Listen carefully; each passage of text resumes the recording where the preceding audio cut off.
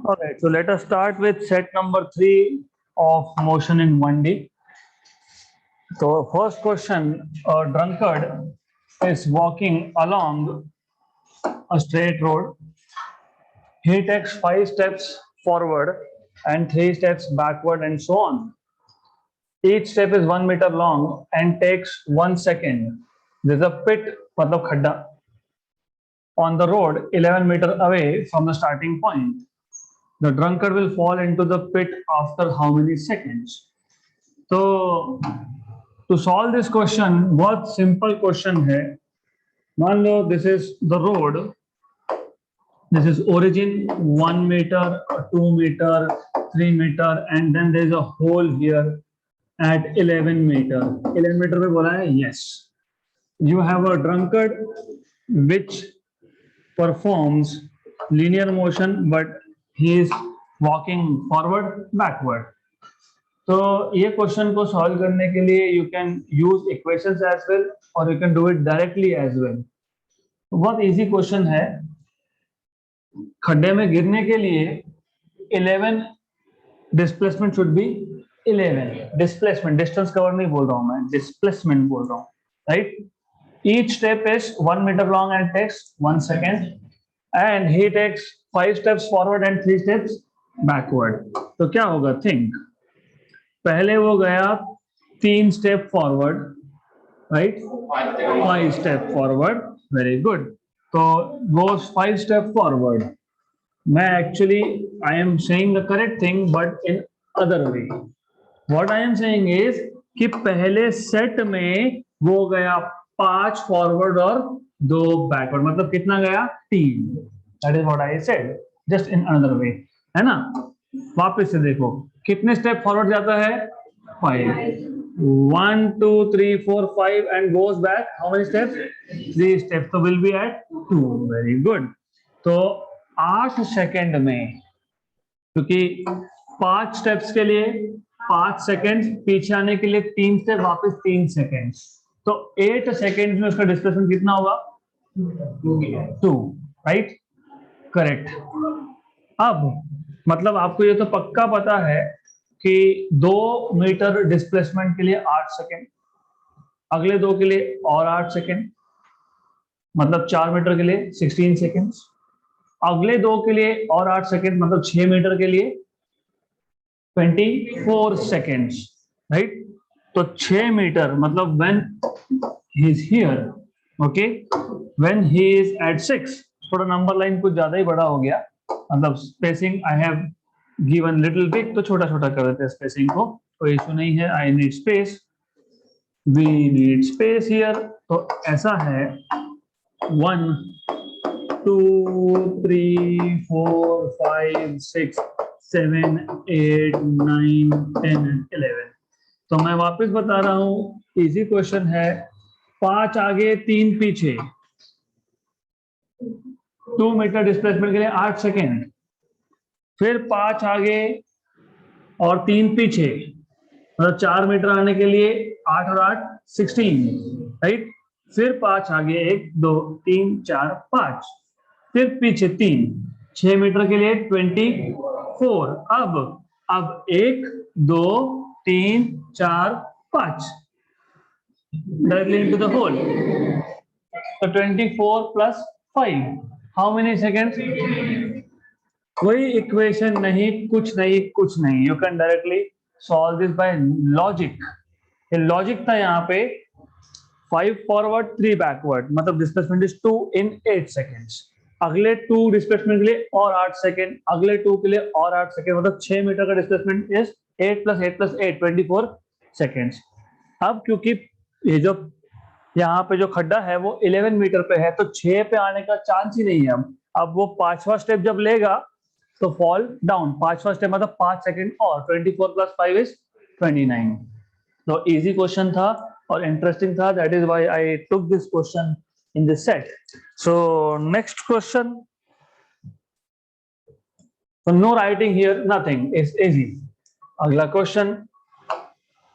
The numerical ratio of distance to displacement is.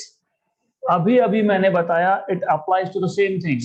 Numerical ratio of displacement, distance to displacement. देखो एक चीज है, do you remember what is distance and what is displacement? Distance, distance is the total path length. आप मान लो एक vehicle है, एक object है, एक पर्सन है, जो कुछ भी है, राइट? जब तक ये स्ट्रेट लाइन में मूव होता रहेगा, जब तक ये स्ट्रेट लाइन में मूव होता रहेगा, मतलब डायरेक्शन में चेंज नहीं है, तब तक distance is equal to displacement होता है।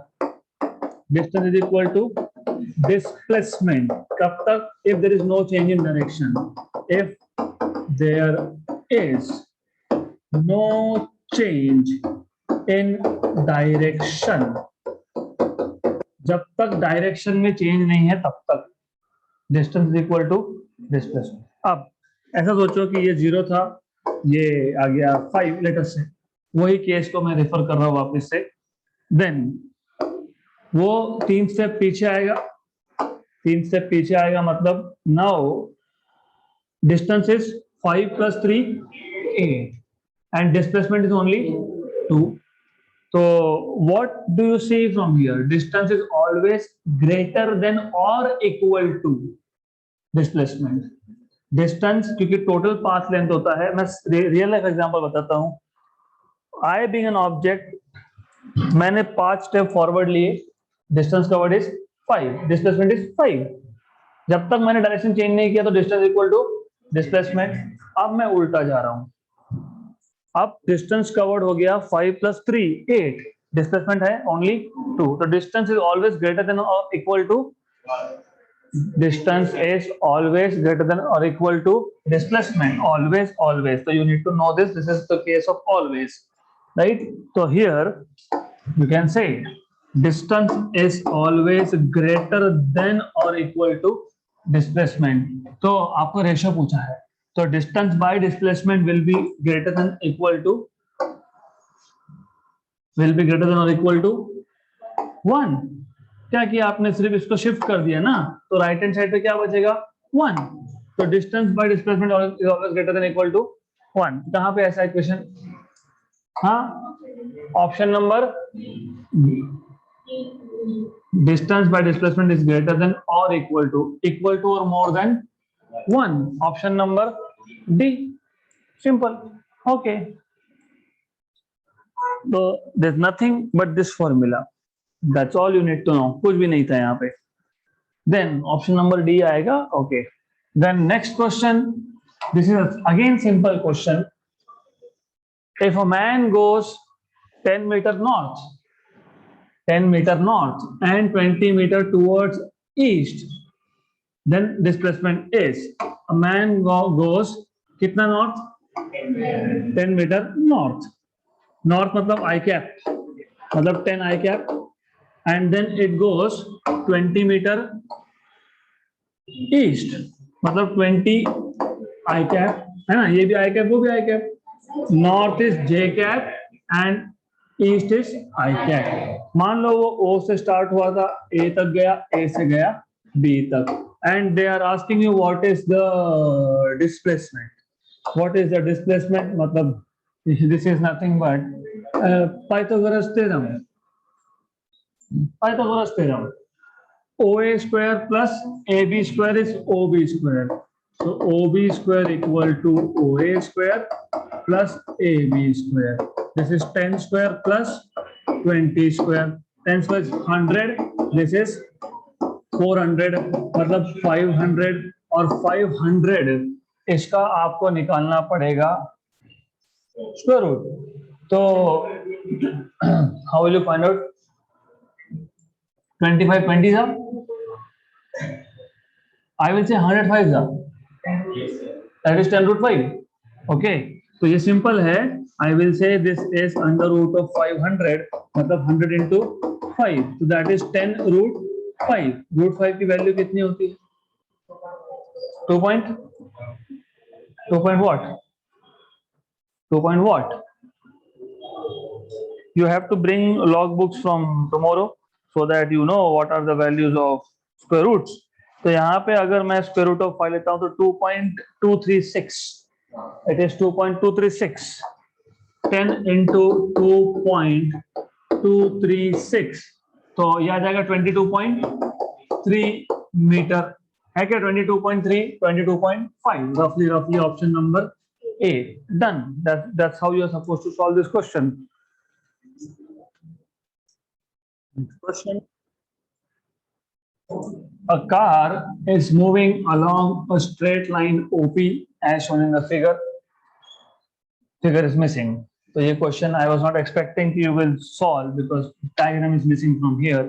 तो आपके पास फिगर में सिर्फ इतना ही है, you have a straight line, then this point is O and it goes up to P. This point is over here is P. इसका total distance आपको दिया है 360 मीटर का. If I'm not wrong, it is 360 metre. Yes.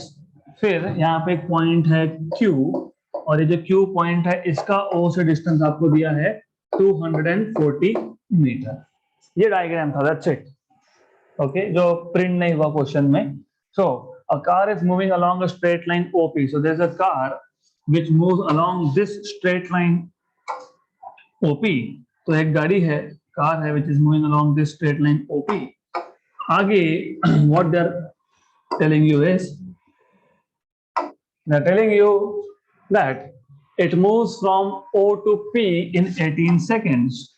So this car moves from O to P in 18 seconds. O से P तक जाने के लिए लग गए 18 seconds.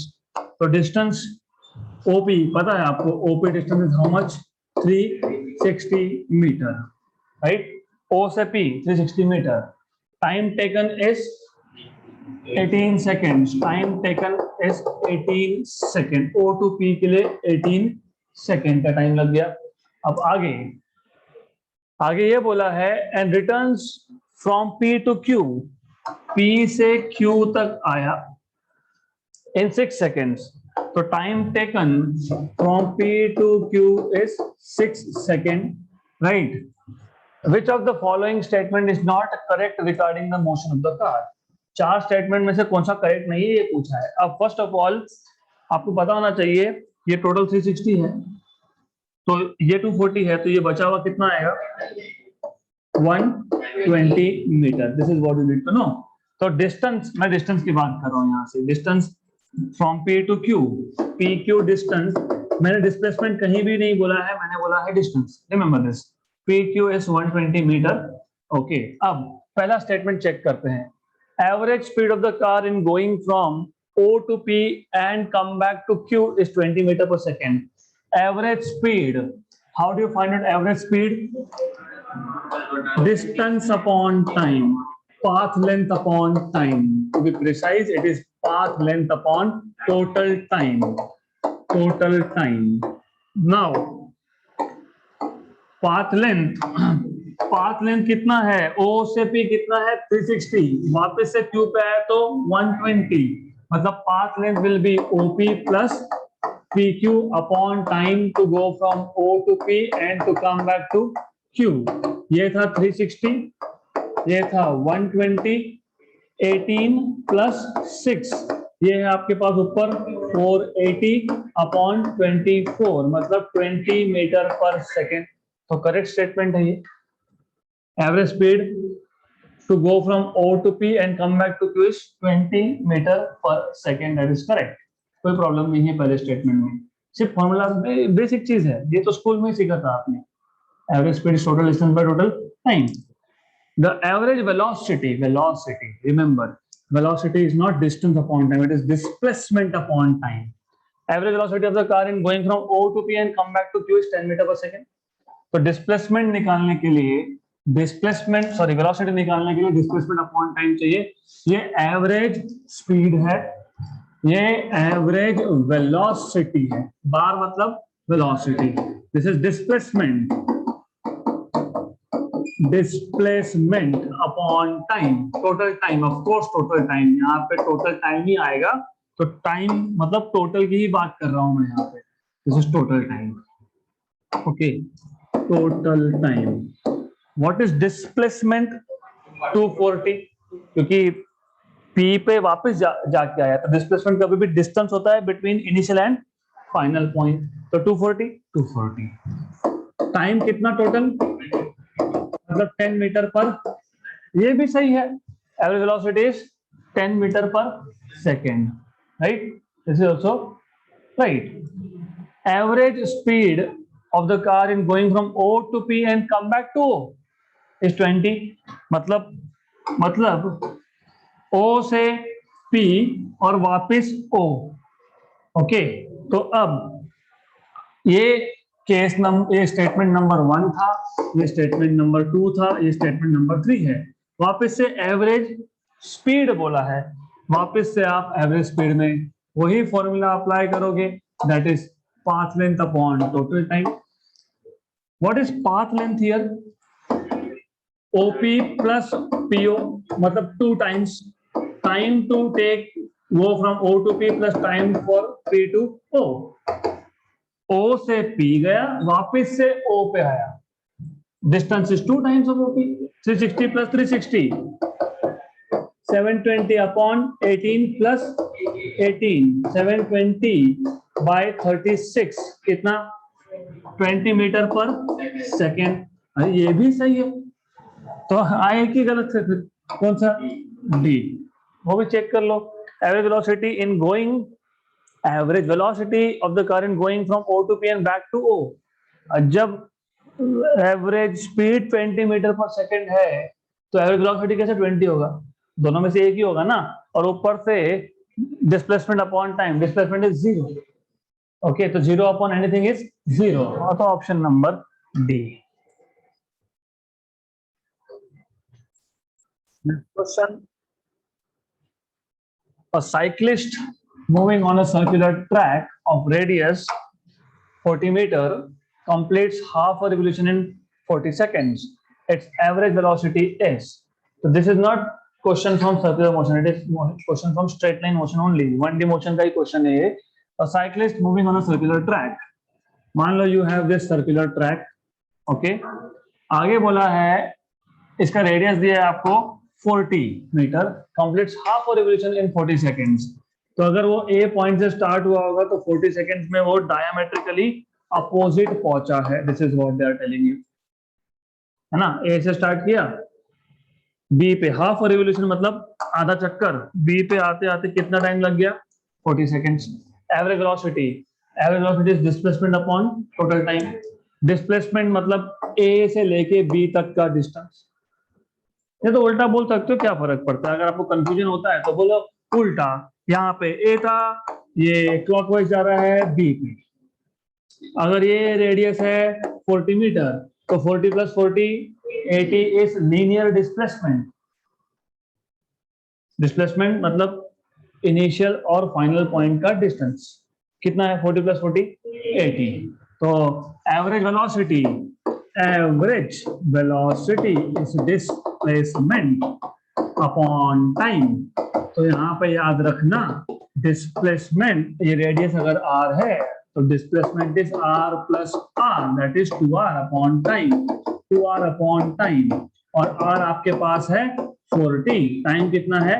40. कैंसल, तो 2 मीटर पर second is the average velocity. तो this is not question from circular motion but linear motion.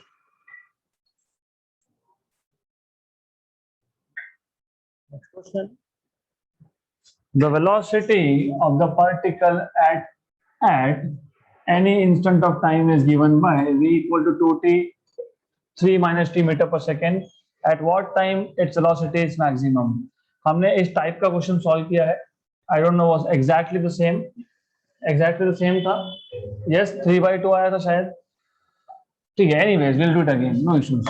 आपको velocity 2t into 3 minus t दिया है, मतलब velocity is 6t minus 2t square minus 2t square. Velocity maximum मतलब velocity की value constant होना, और velocity constant मतलब acceleration is 0. So at Vmax, at maximum velocity,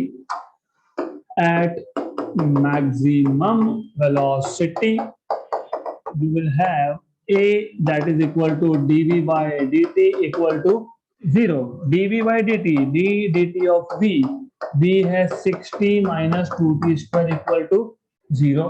इसका मतलब ये होता है derivative of 60, derivative of 60 is only 6, 2t square में 2 आउटसाइड और t स्क्वायर का और 2t मतलब इक्वल टू 0, तो 6 इक्वल टू 4t, तो t इक्वल टू 6/4 मतलब 3/2, second option number D, simple.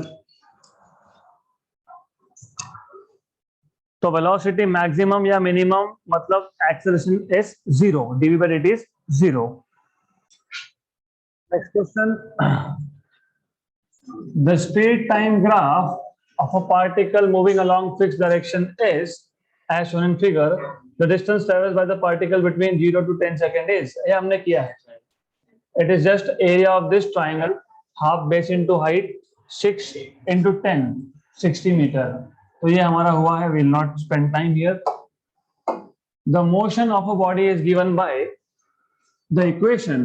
Body is moving and its motion is given by this equation. dv by dt मतलब acceleration equal to 6 minus 3v, where v is speed in meter per second and t is time in second. The body is at rest at t equal to 0. This is important piece of information. Body is at rest at t equal to 0 मतलब v is 0 at t is 0. यहाँ से कुछ मिलेगा हमको, देखते हैं. The speed varies with time s. So what is the rate of change of speed with time? Sorry, what is the rate of change of displacement with time? Speed varies with time s. Okay. Velocity और time का relation पूछा है in short. In short, this is what they're asking you. अब यहाँ पे थोड़ा integration करना पड़ेगा. You will have to integrate here. क्यों? बिकॉज आपको मैंने बताया था, मैंने आपको क्या बताया था कैलकुलस में, थोड़ा सा मैंने आपको बताया था, अगर आपके पास डिस्प्लेसमेंट का इक्वेशन है तो डेरिवेटिव लेके आपको मिलेगा वेलोसिटी. अगर आपके पास वेलोसिटी का इक्वेशन है तो इंटीग्रेशन करके आपको मिलेगा डिस्प्लेसमेंट. मैंने आपको ये भी बताया था अगर आपका वेलोसिटी का इक्वेशन है तो डेरिवेटिव करके मिलेगा आपको एक्सेलेरेशन. अगर आपके पास एक्सेलेरेशन का इक्वेशन है तो इंटीग्रेट करके आपको मिलेगा वेलोसिटी. Right, good.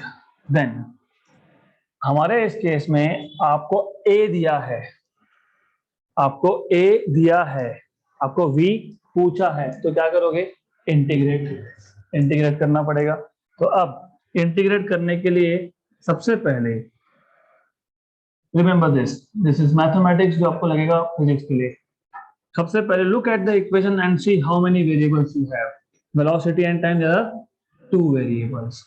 इसको हम बोलते हैं differential equation of variable separable form. Variable separable, 2 variable है, कौन सा? v और t. और इसको सेपरेट करना बहुत इजी है. कैसे?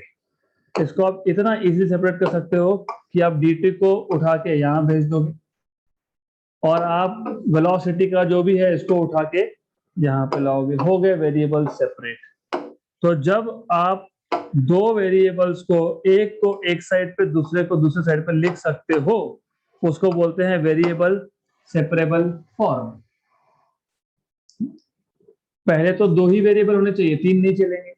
2 ही है क्या? v and t. Yes. Separate कर सकते हैं क्या? यस. तो सेपरेट कर लो. The moment you separate it you have to integrate. तो कर लो इंटीग्रेट. तो पहला काम था वेरिएबल्स को सेपरेट करना, दूसरा काम था उसको इंटीग्रेट करना. राइट. तो याद रखना, this trick, not trick but this is standard method of solving. ये आपको पता होना चाहिए. Maybe it is too early to introduce, but it is good that we introduce this very early. आगे जाके you will be much more comfortable. Okay, अब यहाँ पे इंटीग्रेशन में लिमिट्स नहीं है, हमको पता ही नहीं है कुछ, कब स्टार्ट हुआ कब खत्म हुआ, नथिंग नथिंग नथिंग. राइट. तो जब लिमिट्स नहीं होते हैं तो इंटीग्रेशन सॉल्व करने के बाद आप हमेशा एक कांस्टेंट ऐड करते हो. कांस्टेंट ऑफ इंटीग्रेशन बोलते हैं उसको, कांस्टेंट ऑफ इंटीग्रेशन. ये मैंने सेकंड चैप्टर में आपको बताया था कांस्टेंट ऑफ इंटीग्रेशन कब लिखते हैं. तो इजी है. अब यू शुड नो कि इसका इंटीग्रेशन का फॉर्मूला क्या आता है. तो do you know what is integration of dx upon function of x? Standard formula आपको पता है क्या? पता है तो ठीक, नहीं पता तो बता दूंगा. अगर आपके पास ये फॉर्मूला ही है, इसको फॉर्मूला जैसे ही याद रखना है, ज्यादा टेंशन लेना नहीं। अगर इंटीग्रेशन आपके पास dx upon F of x हो या फिर x की जगह पे v हो, फॉर्मूला तो फॉर्मूला है, हम इसको बोलते हैं डमी वेरिएबल। डमी क्यों? मैं x की जगह पे उठा के v लिख सकता हूं, मैं v की जगह पे t लिख सकता हूं, तो these are called as dummy variables. Nothing is in the name, just take and put something else, कोई प्रॉब्लम नहीं है। इसका रूल है, इसका रूल ऐसा है कि सबसे पहले इसका फॉर्मूला आता है log of F of v, natural log, ln मतलब natural log, log to the base e। जिनको नहीं पता तो एक लेक्चर मैंने अपलोड करके रखा है बेसिक लॉगरिथम का, उसमें मैंने बताया है कि नेचुरल लॉग क्या होता है, वो देखो। तो that is what you have to see. तो log of F of v upon derivative, upon not into, upon derivative of F of v।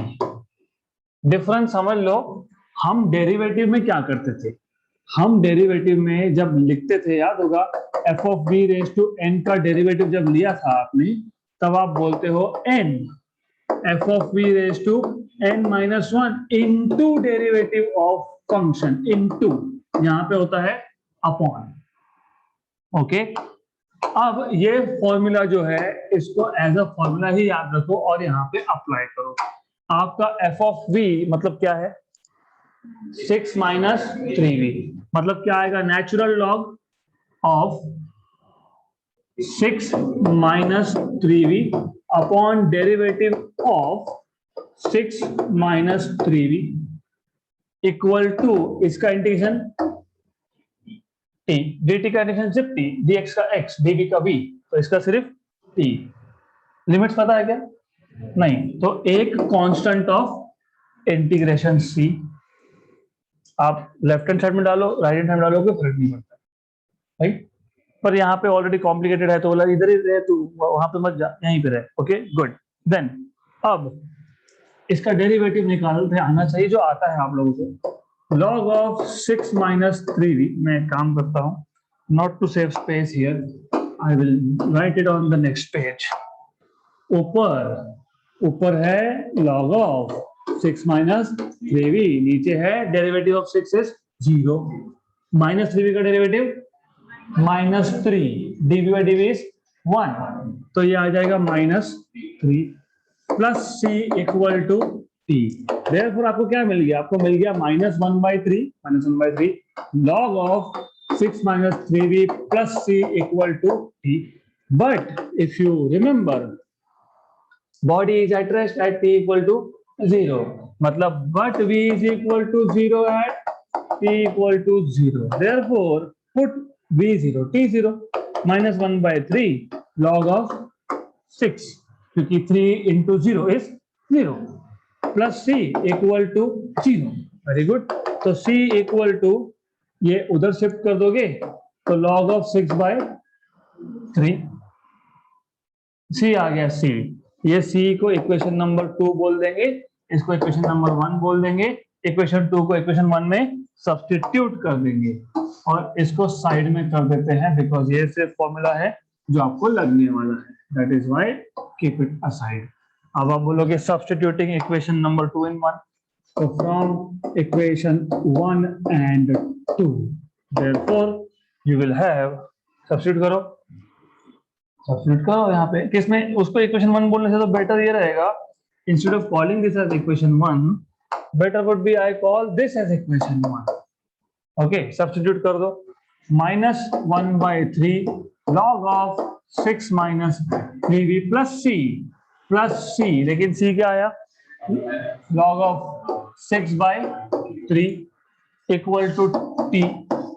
अब इन दोनों में से डिनोमिनेटर में आपको दिख रहा है 3, तो 1/3 कॉमन, ये नेगेटिव बाद में लिखता हूं, पॉजिटिव को पहले लिख लेता हूं, log of 6 minus log of 6 minus 3v equal to t। What is log of a minus log of b, log of a upon b, very good, पता ना चाहिए, this is something basic that you need to know। log of a minus log of b equal to log of A upon B. Log of A into B is log of A plus log of B. ये आपको पता होना चाहिए at this stage. Okay. तो आपको पता है. Therefore, अब 1/3 log of 6 minus log of 6 minus 3 मतलब this is what you will have, log of A upon log of upon B. Log of A upon B equal to T. ये 3 को वहां भेज देते हैं. ओके, भेज दो वहां पे उसको. Let us send it there. तो 3t इक्वल टू log of 6 upon 6 minus 3b. Good. अब हमारा क्वेश्चन आधा तो सॉल्व हो गया. कैसे? 3t दिखना चाहिए. दो जगह पे है, ए और बी में. सी और डी तो अभी आ नहीं सकता क्योंकि 3t दिख नहीं रहा. आगे आगे आपको पता है, डू यू नो दिस, कि अगर लॉग हटाना है तो क्या करते हैं? लॉग हटाना है तो क्या करते हैं? जैसे प्लस हटाना है तो क्या करते हैं? माइनस. राइट. तो वैसे ही अगर लॉग हटाना है तो क्या करते हैं? हाँ, antilog. Okay, antilog. और एंटी लॉग का मतलब पता है क्या होता है? No, because you don't know what is log. मैंने वो लॉग के लेक्चर में बताया था, मैं वापस बता देता हूँ. थोड़ा सा समझ लो कि लॉग क्यों पहली for the first thing that should come into your mind कि लॉग लेना ही क्यों है. मैंने आपको बताया था कि लॉग स्केल को कंप्रेस करता है. मतलब क्या करता है? मान लो आपके पास ऐसे नंबर है 0 मतलब 10 रेज़ टू 0 छोड़ो, 10 raise to 0 is 1. Okay, 10 raise to 1 is 10. आपके जैसे नंबर है 0, 10, 100, 1000, 10,000, then 100,000, 1,00,000 बोलते हैं वैसे. Then you have ऐसा. So this is what you have. बड़े बड़े नंबर. अभी अगर मुझे ग्राफ प्लॉट करना है तो कितना खराब दिखता है ये 10, 100, इतने बड़े बड़े नंबर. और अगर आगे रहा तो और आगे रहा तो 1, 2, 3 आई don't know how many zeros लगाते जाओ. राइट. तो लॉग स्केल, हम लॉग डिफाइन ही क्यों किया? नंबर्स को कंप्रेस करने के लिए. और आपको अगर पता होगा तो by definition of log, you know what is definition of log? Log of a number to the same base is 1. right? फिर ऐसा है तो log of 100 to the base 10, इसको मैं लिख सकता हूँ log of 10 square to the base 10. और रूल है, आपको पता है, ये जो पावर में आता है इसको उठा के आगे लिख सकते हो. तो you can write down 2 log of 10 to the base 10, मतलब ये आगे 2 into 1 मतलब 2. सिमिलरली अगर मेरे पास log of 1000 है to the base 10 तो मैं लिख सकता हूँ log of 10 to the power 3 to the base 10. 3 आगे उतार लिया, log of 10 to the base 10 मतलब 3 into 1. बराबर. Is it clear? अब इसका फायदा देखो, कितना कितना फायदा है इसका. a lot, you have a lot of benefit from this definition. जहां पे पहले मैं 10 लिख रहा था, अब लिखूंगा 1 लॉग स्केल में, क्योंकि log of 10 to the base 10 is 1. जहां मैं 100 लिखा था, अब लिखूंगा, जहां पे 1000 था, 10,000 था. एग्जैक्टली. तो देखो लॉग ने क्या किया, नंबर को छोटा कर दिया, कंप्रेस. राइट. और एक्सपोनेंशियल क्या करता है? नंबर को बढ़ाता है वो. e रेज टू समथिंग, मतलब 10 रेज टू समथिंग. करेक्ट. सिर्फ चेंज इतना है, यहां पे आपने बेस क्या लिया है? 10. इसको बोलते हैं नेचुरल लॉग, नहीं, इसको बोलते हैं log to the base 10. Okay. Natural log में बेस होता है e. मैं आपको थोड़ा रिवाइंड करके बताता हूँ, थोड़ा सा रिवाइंड. अगर मैंने लॉग स्केल में लिखा होता, तो 1 का मतलब है 10, 2 का मतलब है, 3 का मतलब है, 4 का मतलब है, 1 का मतलब है, 2 का मतलब है ना? 1 का मतलब 10, 2 का मतलब, राइट. 3 का exactly. Yes, I know it is not correct. I know this is what you are trying to tell me, मैं बताता हूँ बाद में, इसको फिलहाल छोड़ दो, इसको बाद में देख लेंगे हम लोग। 10 रेज टू 3, 4 का मतलब है 10 रेज टू 5 का मतलब है 10 रेज टू, बेस कौन सा था 10 था, इसके लिए अगर नेचुरल लॉग ले रहे हो तो यहाँ पे बेस की जगह पे क्या आएगा, ई ई ई ई ई, ओके ई ई ई, तो ये यहां से हटाओगे क्या लिखोगे, ई ई ई ई ई, और यहाँ पे भी ई, राइट। अब समझ में आया कि मैंने क्या पूछा, मैंने पूछा अगर लॉग हटाना है तो क्या करना पड़ेगा, एक्सपोनेंशियल लेना पड़ेगा, ई रेस टू करना पड़ेगा दोनों साइड पे, राइट। तो बाकी कुछ आपको अभी समझा है नहीं समझा है डजंट मैटर, सिर्फ समझ लो कि exponential and logarithm they are opposite operations, एक कंप्रेस करता है तो दूसरा एक्सपांड करता है। तो अगर मुझे लॉग हटाना है, क्योंकि मेरे आंसर में कहां पे लॉग है, I don't see log here, तो अगर आप लोगों को लॉग हटाना है, ऊपर से नेचुरल लॉग है ये तो ln, हटाना है तो क्या करोगे, taking what, taking exponential on both sides, क्योंकि एक साइड को तो ले ही नहीं सकते,